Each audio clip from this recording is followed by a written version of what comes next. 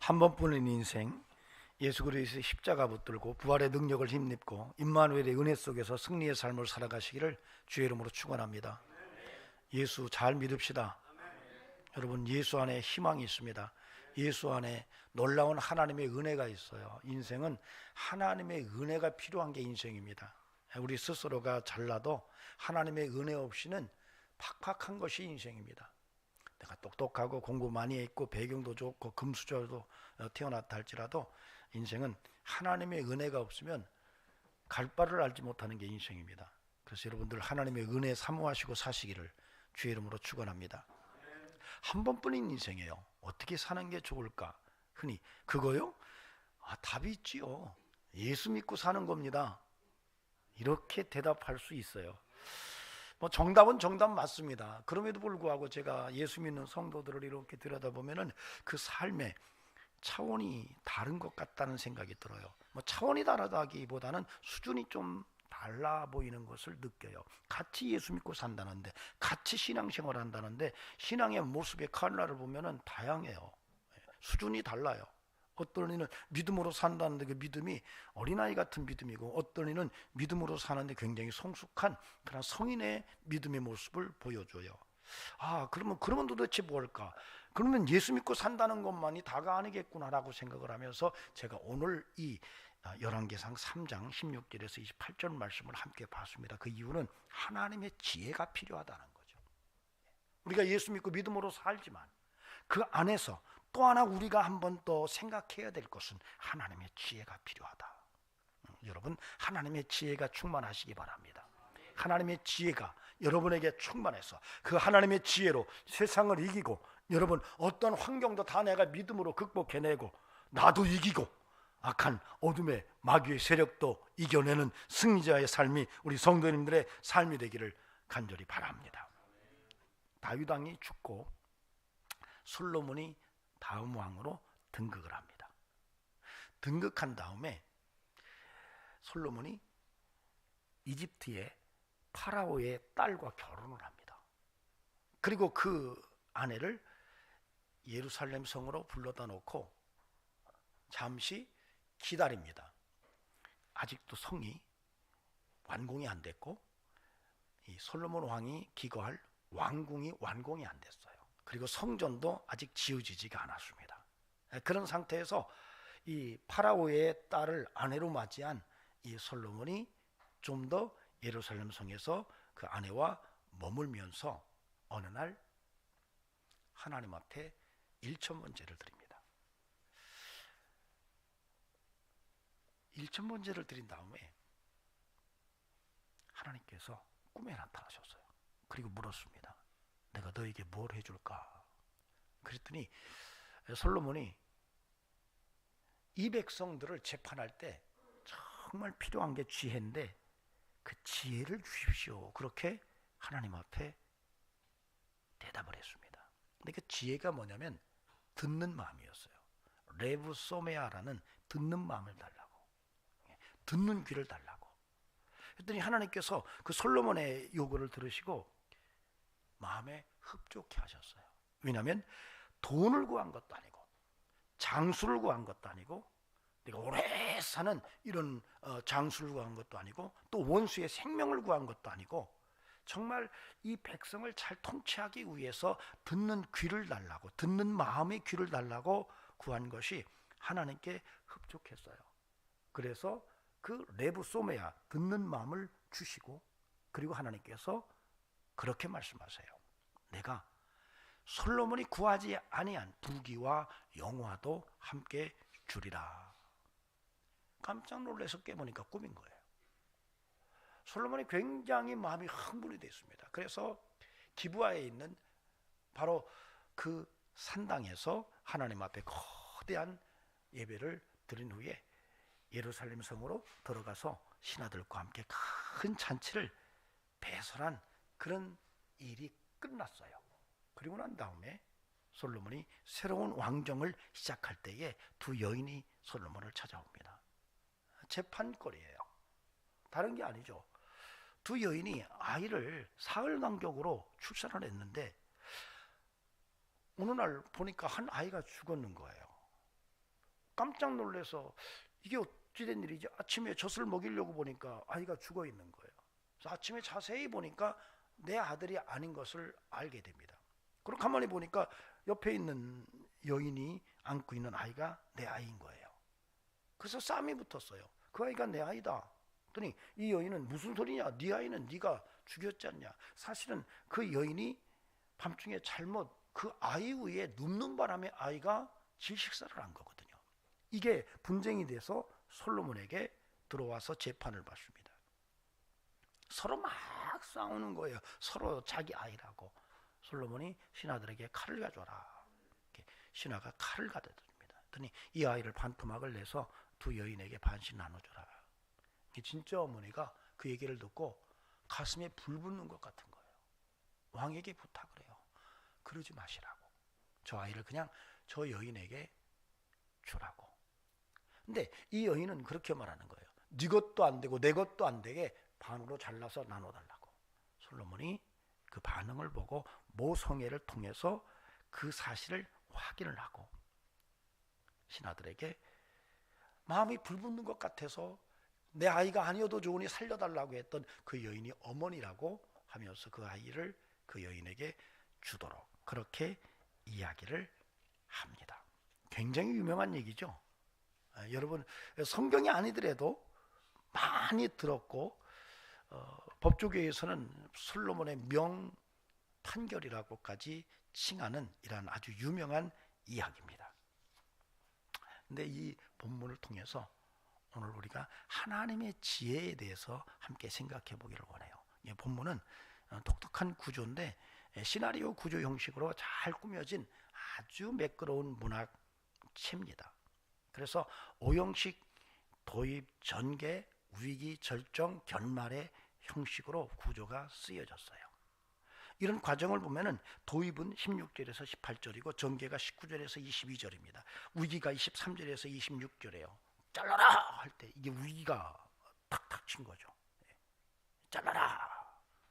두 아이를 칼로 베서 두 여인에게 반씩 나눠줘라 할 때 그때가 위기적 상황에 구조적으로 드러납니다. 그리고 27절이 절정이고 결말은 28절에 해당합니다. 자, 이런 구조 속에서 사실 우리가 요즘 같으면 뭐 쉽죠. 어떻게 하면 금방 할 수 있죠? 그렇죠. DNA 유전자 검사를 과학 수사하면 금방 나오는 거예요. 그러나 당시에는 그게 뭐 있을 수도 없었고 정말 이게 참 난감한 건데 놀랍게도 솔로몬이 단번에 그 사건을 명쾌하게 정리를 하는 것을 보여주고 있습니다. 성경은 그런 솔로몬에게 하나님의 지혜가 있었다 그렇게 이야기를 하고 있습니다. 근데 굉장히 중요한 것을 우리가 오늘 봐야 되는 게 오늘 본문에 보니까 그 두 여인이 직업적으로 뭐죠? 성경은 창기다 그렇게 기록을 해놨습니다.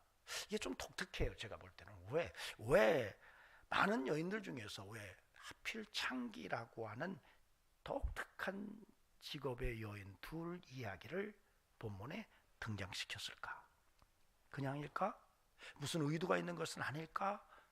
저는 읽으면서 의도가 있는 것 같다 생각이 들어요. 여러분 이 본문을 통해서 오늘 하나님께서 우리에게 주시는 메시지에 귀를 기울여 보도록 하겠습니다. 첫째로는 하나님의 지혜가 어떻게 우리의 삶에서 기능하느냐라고 하는 문제예요. 굉장히 중요한 얘기입니다. 하나님의 지혜가 솔로몬에게 있었는데 그 솔로몬이 하나님의 지혜를 가지고 있었을 때 그 솔로몬의 삶 속에서 하나님의 지혜가 어떤 기능을 했는가라고 하는 거예요. 솔로몬이 하나님의 지혜를 받아서 그 지혜가 솔로몬의 삶, 왕정에 어떻게 기능했는지를 본문이 아주 잘 설명해 주고 있는데 이 의미를 우리가 간파할 수 있어야 됩니다. 여러분 하나님의 지혜는 옳고 그름의 문제를 정확하게 드러냅니다. 세상의 지혜는 세상을 어떻게 살아가야 되느냐, 때로는 임기응변, 때로는 삶의 노하우, 어떻게 사는 것이 삶의 가장 멋있는 걸까라고 하는 것에 초점이 맞춰져 있다면 하나님의 지혜는 여러분 옳고 그름에 대한 잣대로 등장한다는 것이 오늘 본문 속에서 드러납니다. 오늘 이 메시지의 정확한 것들은 28절에서 언급되어 있습니다. 여러분 28절을 한번 보시기 바랍니다. 온 이스라엘이 왕이 심리하여 판결함을 듣고 왕을 두려워하였으니 이는 하나님의 지혜가 그 속에 있어 판결함을 범이더라.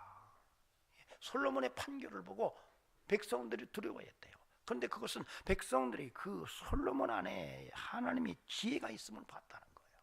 근데 그 하나님의 지혜가 솔로몬의 삶 속에 들어와서 어떤 기능을 했느냐, 옳고 그런 거에 대한 기준을 딱 제시했다는 거예요. 이것이 오늘날 우리에게도 굉장히 중요한 분별의 지혜라는 거죠. 전 저와 여러분의 삶 속에서도 끊임없이 이 하나님의 지혜로 말미암아 인생을 살아가면서 참과 거짓, 진실과 거짓의 문제에 있어서 분별할 수 있는 이런 영적인 눈이 열려지는 그런 축복이 있기를 주의 이름으로 축원합니다. 여러분, 오늘 솔로몬에게 하나님의 지혜가 있었을 때에 그는 진실이 무엇인지, 거짓이 무엇인지, 참이 어떤 것인지, 그렇지 않은 비진리가 뭔지에 대해서 정확하게 선을 그어서 하나님의 지혜로 그것을 선명하게 그렇게 드러내 주고 있다는 것입니다. 그러므로 성도는 동일하게 하나님의 지혜를 붙들고 살아갈 때에 우리의 삶 속에서 분명한 것은 참과 거짓, 진실과 거짓에 대한 분별력이 생긴다는 겁니다.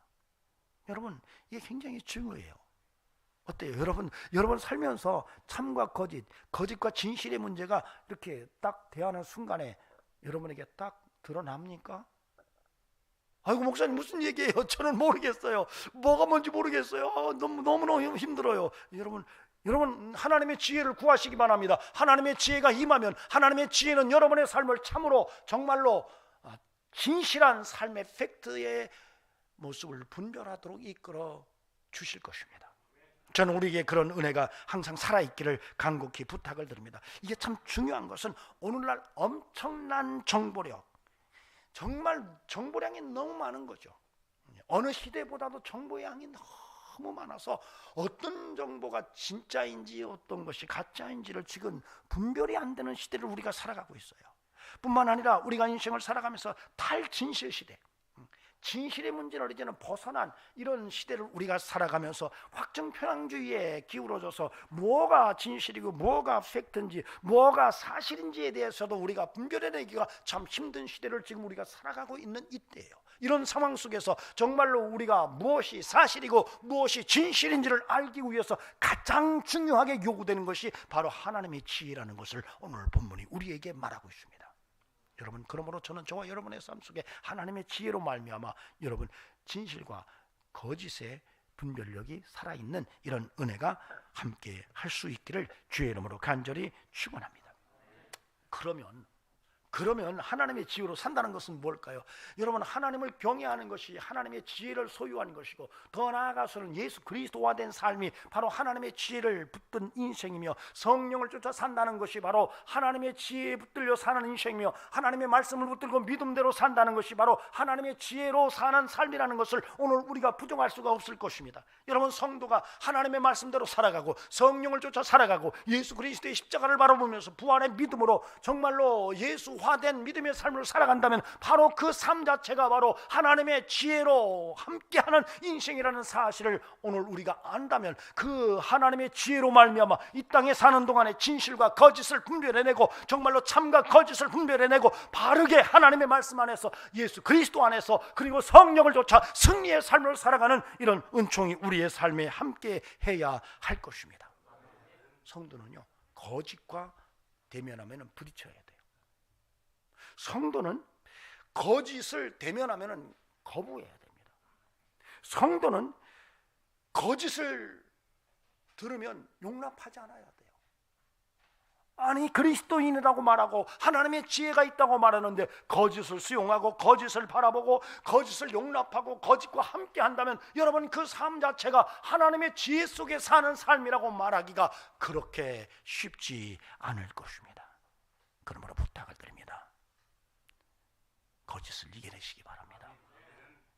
여러분, 거짓을 분별하시고 하나님의 지혜로 아버지 하나님께 참과 진리의 삶을 살아가는 우리 성도님들 다 되시기를 주의 이름으로 간절히 축원합니다. 성경은 말합니다. 거짓의 아비가 마귀다.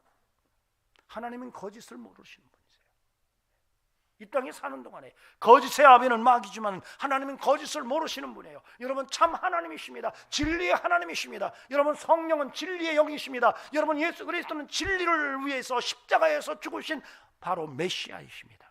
그 안에서 삼위일체의 은혜 속에서 정말로 하나님께 영광을 돌리는 하나님의 지혜가 충만한 이런 성도이기를 간절히 바랍니다. 자, 두 번째로는 16절 말씀이에요. 여러분 16절 말씀 한번 읽어보도록 하겠습니다. 시작. 그때에 창기 두 여자가 왕에게 와서 그 앞에 서며, 아까 말했죠. 이 창기라는 용어를 왜 썼을까? 그냥 두 여인이라고 써도 됐을 텐데 왜 창기라고 썼을까?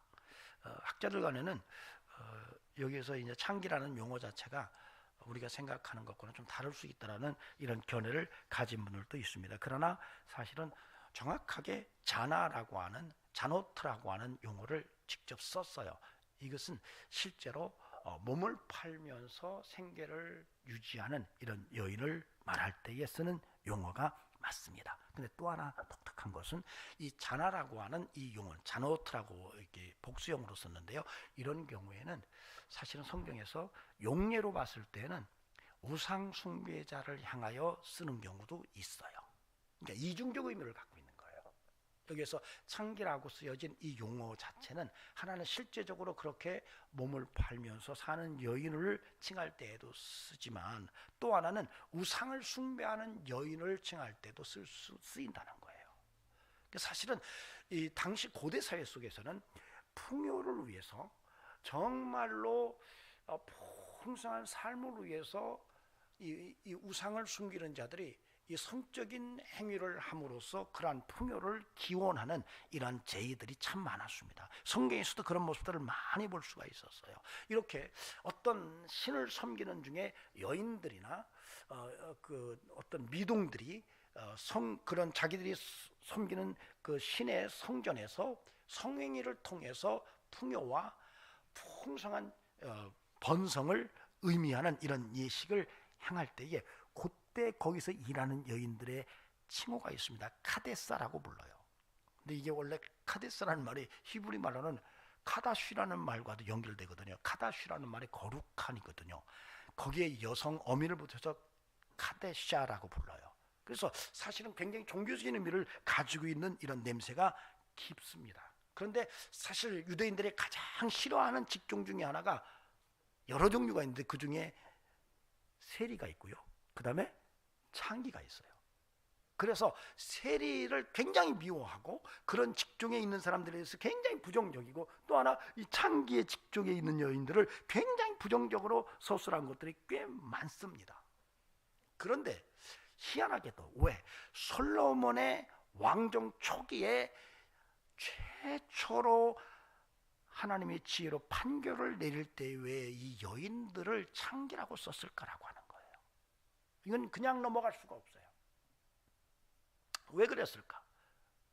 사실은 제가 신명기 역사가라는 말을 몇 번 드린 적이 있어요. 성경에는, 구약 성경에는 역사 안목을 가진 역사가들이 그룹들로 나타납니다.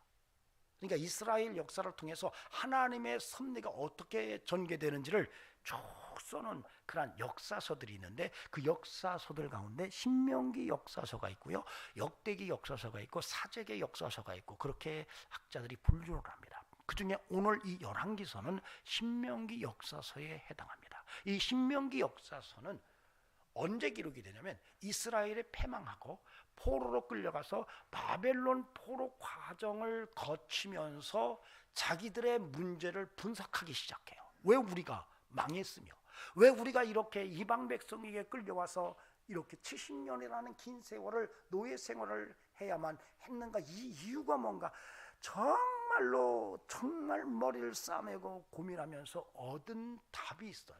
그게 뭐냐면 우리가 하나님의 언약을 제대로 지키지 못해서다, 이렇게 답을 내고 역사를 저술을 합니다. 이게 바로 신명기 역사서예요.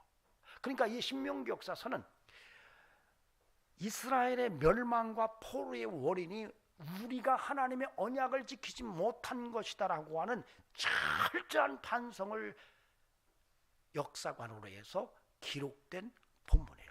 근데 바로 오늘 이 열왕기상이, 오늘 우리가 읽은 본문이 바로 그러한 배경 속에서 쓰여졌어요. 자, 그렇다면 우리가 3장 1절을 볼 필요가 있어요. 여러분 3장 1절을 보시기 바랍니다. 같이 읽어보시겠습니다. 시작. 솔로몬이 애굽의 왕 바로와 더불어 혼인관계를 맺어 그의 딸을 맞이하고 다윗성으로 데려다가 두고 자기 왕궁과 여호와의 성전과 예루살렘 주위의 성 공사를 끝나기를 기다리니라. 이게 이제 역사를 집필하면서 솔로몬에 대해서 설명을 하는데 3장 1절에 들어와서 솔로몬 왕이 이집트의 파라오의 딸을 아내로 데려왔다는 얘기를 써놓는 거예요. 그런데 여러분 놀랍죠? 이방 여인을 아내로 맞이한 솔로몬의 이야기를 3장이 시작되면서 탁 던지는 거예요. 사실 이스라엘 역사 속에서 이 솔로몬은 정말 대단한 왕이었죠. 최고의 경제적 풍요를 누렸던 통치 시기가 바로 이 솔로몬 왕 때입니다. 그러나 역사가들이 후대에 이 솔로몬 왕에 대해서 평가를 해야 되는데 그가 정말로 이스라엘의 최고의 왕의 자리에 있었다는 것을 부정할 수는 없지만 그럼에도 불구하고 이 솔로몬 왕이 뭔가 이스라엘 역사에 악영향을 미친 것이 분명한데 도대체 그것을 어떻게 묘사를 해야 될까라고 하는 것을 고민하면서 그의 아내의 이야기를 끄집어내고 그의 아내가 파라오의 딸이었다고 이야기를 하는 거예요. 이방 여인을 데려왔을 때에 그 이방 여인인 파라오의 딸이 그냥 들어왔겠느냐는 거예요. 그가 섬기던 우상을 끌고 들어왔을 것이고 솔로몬은 끊임없이 그 이후에도 수많은 주변 국가의 왕자들을, 공주들을 아내로 맞이하면서 혼인정책을 통해서 나라의 부를 꾀했던 왕입니다. 역사가들이 봤을 때는 이것은 큰일 났던 문제였구나, 우리가 놓쳤던 거구나. 솔로몬 왕이 이 우리 역사의 위대한 왕인 것은 분명하지만 그가 이방 여인을 아내로 맞이해서 결국 우리가 하나님의 언약으로부터 벗어나도록 만든 이유를 제공했구나라고 하는 것을 알고 써놓은 거예요. 그런데 이 역사가는 아주 재미나게 그 이야기를 이끌어갑니다. 솔로몬이 두 창기의 잘못된 것을 정확하게 분별해서 무엇이 문제인지, 누가 거짓을 하는지, 누가 진실인지를 정확하게 단판에 하나님의 지혜로 분별해냅니다. 그런데 정작 자기 자신에 대해서는 분별을 놓칩니다. 다른 이의 문제점은 정확하게 끄집어내서 문제가 뭔지를 정확하게 드러냈지만은 자기 자신의 인생 속에서 이방 여인을 데려온 이 사건에 대해서는 자기 자신에 대해서 분별하지 못한 것을 이 역사가들은 분명하게 이야기를 하고 있다는 것입니다. 오늘 굉장히 심각한 겁니다. 오늘날 성도들이 신앙생활 한다고 말하면서 남의 문제에 대해서는 굉장히 정확합니다. 남의 이야기를 할 때는 무엇가 옳고 무엇이 그런지에 대해서 정확하게 지적을 하고 그것이 틀리지 않고 맞습니다. 그런데 정작 자기 자신에 대해서는, 자기 자신의 문제점에 대해서는 분별하지 않고 자기는 항상 옳다고 생각하는 이 삶의 태도가 오늘 이 솔로몬의 왕의 행정 속에서 보여지고 있다는 것이죠. 그러므로 저와 여러분은 오늘 분명하게 하나님 앞에 서야 됩니다. 하나님의 말씀의 검을 들고 서야 됩니다. 그리고 그 말씀의 검은 바로 나를 찔러 쪼개는 회개운동으로 이어져야 됩니다.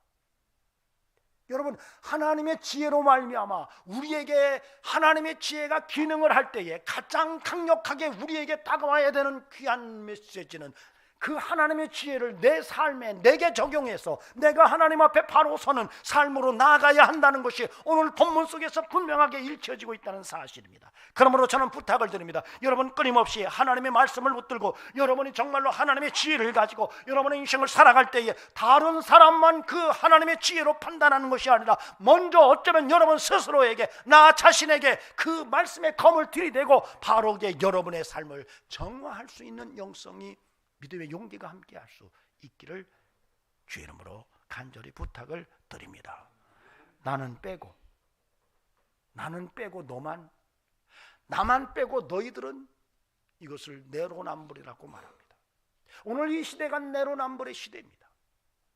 어쩌면 성도들이 나는 빼고 다른 사람에 대해서는 다 정확하게 말할 수 있습니다. 여러분, 그렇지 않습니다. 성경은 말합니다. 야, 무슨 소리야? 형제의 눈에 있는 티는 보고 네 눈에 있는 들보는 보지 못하는 것을 너희가 알지 못하느냐고 주님이 말씀하십니다. 그러므로 우리는, 성도는 끊임없이 인생을 살아가면서 하나님의 말씀과 성령의 은혜 속에 살아가면서 그 성령의 말씀의 검으로 정말로 나를 십자가에 못 박고 그 말씀의 검으로 나를 찔러 쪼개서 나를 새롭게 하고 회개하는 이런 영성의 삶으로 나아가야 할 것입니다.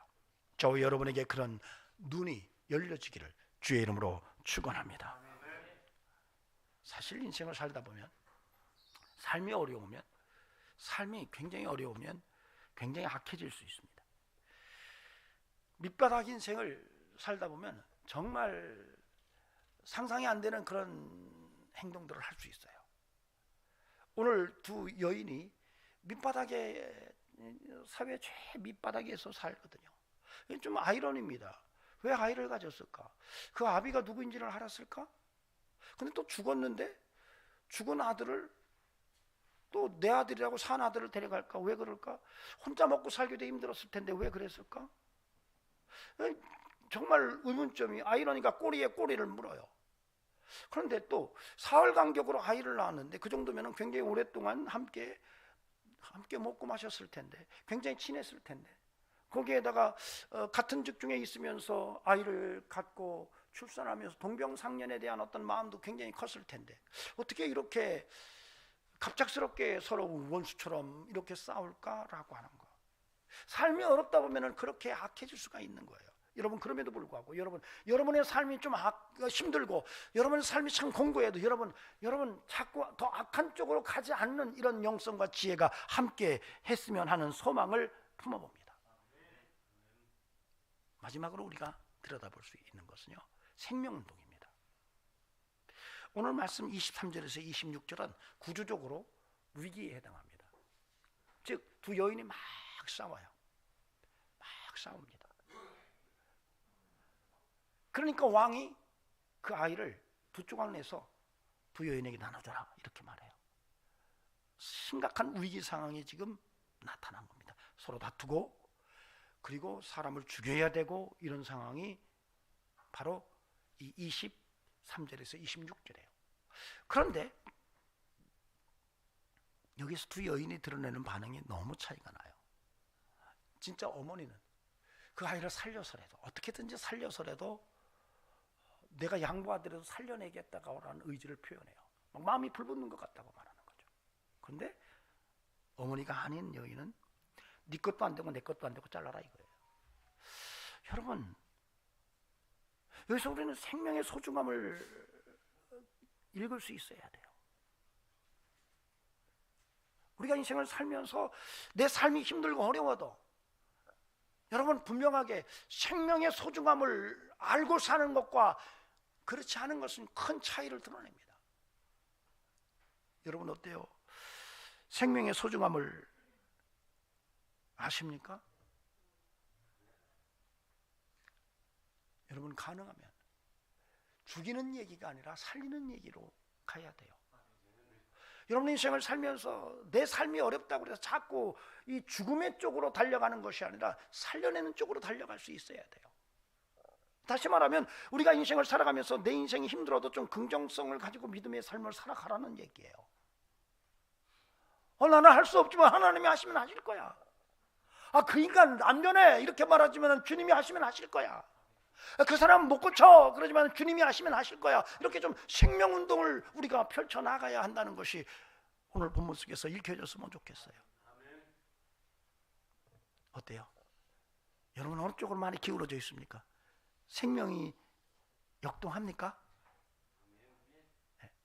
아이고 죽겠어, 못 살겠어, 환장하겠어, 야 뒤져버려라 이렇게 말하는 것은 아닙니까? 아니 할 수 있어, 한번 해봐, 한번 할 수 있으면 할 수 있을 거야 이렇게 말하면서 사는 인생입니까? 여러분 인생을 살다 보면 때로는 먹구름이 밀려옵니다. 파도가 끊임없이 밀려와요. 야, 이거 어떻게 하는 거야? 이거 끝도 없어, 끝도 없어, 끝도 없어. 그러나 여러분, 그럼에도 불구하고 믿음의 성도들은, 하나님의 지혜를 가진 사람들은 여러분 그런 삶을 긍정으로 만들어내는 놀라운 신비의 능력을 가지고 있다는 사실을 오늘 우리가 알아야 돼요. 바로 여러분에게, 그리고 저에게 그런 능력과 은혜가 살아있음을 오늘 다시 한번 붙들 수 있기를 간곡히 주의 이름으로 부탁을 드립니다. 옥스퍼드 대학의 연구원이면서 의사이고 작가였던 티몬 라이먼이, 몬티 라이먼이 자신의 책 그 고통의 진실이라는 책을 썼어요. 거기서 아주 재미난 얘기를 합니다. 그 섬유 근육통을 가진 사람이 굉장히 고생을 하는데, 이 사람이 라디오 프로듀서예요. 그래서 그 통증을 줄이기 위해서 어느 날 인터넷 들어가가지고 쭉 전기 자극을 통해서 그 통증을 줄이는 그런 기계를 하나 구입을 해요. 그 막 거기에 후기도 다 보고 니까 최고 이거 좋다. 그래서 하나를 구입해가지고 그날 딱 자기 몸에다가 전기자극을 딱 놓는데, 나중에 그 라디오 인터뷰에서 그렇게 얘기해요. 정말 최고의 진통제를 맞은 것과 똑같은 효과를 봤다, 이렇게 말해요. 그걸 딱 자극을 주는 순간에 마법 같은 일이 일어났다, 이렇게 얘기를 해요. 그런데 3개월 후에 알았대요. 그 전기 치료기가 전기 콘센트에 꽂혀 있지 않다는 것을. 이걸 플라세보 효과라고 말합니다. 그러니까 약을, 가짜 약인데도 이 약 먹으면 나아, 그러면 먹고 나아지는 경우가 있대요. 라세보 효과는 또 뭐냐면, 주사를 맞을 때 이 주사 무지 아프거든. 그러면 딱 놓으면 무지 아프대요. 그러니까 사람은 생각이 다른데, 요즘에는 어떤 연구까지 가냐면요, 공개적으로 이거 가짜 약 맞아요, 이거 약 가짜예요, 한번 잡숴보세요. 근데 놀랍게도 가짜 약이라고 해서 주고 가짜 약을 먹는다고 본인도 먹었는데 먹고 좋아진대요. 이걸 미스테리인 거예요. 아니, 가짜 약을 주면서 이거 진짜 약이야 하는 건 뭐 이해할 수가 있겠어요. 근데 지금은 공개적으로 이거 가짜 약이라고 위약 처방을 내렸는데도 그 약을 먹고 좋아진다는 거예요. 이걸 연구하는데 이게 지금 미스테리라는 거예요. 저는 그렇게 믿어요. 하나님은 희망의 하나님이시고, 하나님이 창조하실 때 그렇게 만들어 놓은 거예요. 긍정에 빠르게 반응하도록 인간을 만들어 놨어요. 여러분, 이걸 믿으시기 바랍니다. 그러니까 성도가 인생을 살아가면서 생명운동 속에 살아가는 것과 사망운동에 매여 사는 것의 차이가 굉장히 크다는 거예요. 여러분이 어느 쪽으로 방향을 트느냐에 따라서 인생의 놀라운 반전을 경험할 수 있다는 것을 오늘 우리가 알아야 돼요. 그러므로 부탁을 드립니다. 여러분의 삶 속에서 끊임없이 생명을 향하여 눈이 활짝 열려지고, 정말로 하나님은 할 수 있다라고 하는 믿음을 붙들고 믿음으로 승리의 삶을 살아가는 이런 영성이 함께 할 수 있기를 바랍니다. 여러분, 아직도 플라세보 효과 미스테리예요. 야, 이거 가짜 약이라고 말하고도 주는데 그걸 먹고 좋아진대요. 여러분, 그렇다면 여러분 할 수 있다라고 말하는 것은 아무리 강조해도 지나치지 않아요. 여러분, 부탁을 드립니다. 앞으로는 생명운동에 여러분의 삶이 활짝 열려져서 하나님 나라를 위해서 귀하게 쓰여지는 그런 축복의 삶이 될 수 있기를 주의 이름으로 간절히 축원합니다. 이제는 정말로 하나님의 지혜가 함께 할 수 있기를 바랍니다. 정말로 그 하나님의 지혜가 내 삶 속에 기능함으로써 정말 참과 진리에 대해서 정확하게 분별해낼 뿐만 아니라, 정말로 그 하나님의 지혜로 말미암아 우리의 인생 속에서 정말 생명운동의 놀라운 역사가 드러나고, 하나님의 지혜로 말미암아 너무한 문제가 있어, 나는 괜찮아, 이런 삶이 아니라, 그래, 내가 먼저 문제가 있어, 내가 나를 찔러 쪼개는 이런 믿음의 결단을 통해서 세상을 변화시키고 하나님의 영광을 드러내는 이런 믿음의 삶이 저와 여러분의 삶 속에서 드러나기를 주의 이름으로 축원합니다. 기도하시겠습니다. 존귀하신 하나님, 오늘도 우리가 믿음으로 하나님 앞에 섰습니다. 우리의 마음이 생명의 마음에 불붙는 것 같은 인생이 되기를 원합니다. 네 것도 되게 말고 내 것도 되게 말고, 너 죽고 나 죽고, 못 먹는 감 찔러나 본다라는 심보로 살아가지 않도록 도와주시고, 늘 하나님의 지혜 속에서 진리를 추구하며 실제를 바로 파악하고 분별하는, 그래서 아버지 하나님, 날마다 그 하나님의 지혜로 나를 회개시키는 이런 영성으로 살아가게 하옵소서. 이제는 우리 구주 예수 그리스도의 은혜와 하나님 아버지 살아계심과 성령님의 역사하심, 오늘도 하나님의 지혜로 승리의 삶을 살아가기를 원하는 귀한 심령들에게 영원토록 함께 하시기를 간절히 축원하옵나이다. 아멘.